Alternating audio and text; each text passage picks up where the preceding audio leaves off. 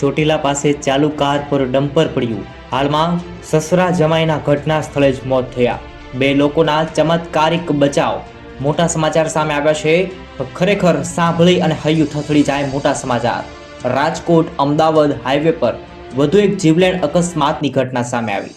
ચોટીલા સાયચા વચ્ચે વણકીત પાટિયા પાસે આજે કાર વચ્ચે કોલસી ભરેલું ડમ્પર પડતા કારમાં સવાર સસરા જમાઈ અને મોત નીપજ્યા। જ્યારે અન્ય બે લોકો ઈજાગ્રસ્ત થતા તેમને સારવાર માટે હોસ્પિટલ ખસેડ્યા। કાર પર વિશાળ ડમ્પર પડતા જ પડીકું વળી ગયું। ક્રેઇનની મદદથી કારમાં ફસાયેલા લોકોને પતરા કાઢી અને બહાર કાઢવામાં આવ્યા। આ અકસ્માતને પગલે રસ્તા પર ટ્રાફિક જામ થયો। મોટા સમાચાર।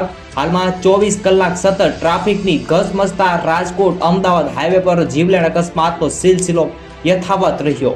આજે સવારના સમયે ચોટીલા અને હાલમાં સાયલા વચ્ચે વલણી ગામ પાટિયા પાસેની પસાર થઈ રહેલી એક કાર વચ્ચે કોલસી ભરેલું ડમ્પર પડી ગયું।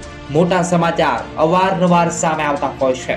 હાલમાં સસરા જમાઈના ઘટના સ્થળે જ એમ કહેવાય કે કમકમાટી ભર્યા જીવ ગયા છે। ભગવાન આ લોકોની આત્માને શાંતિ આપે।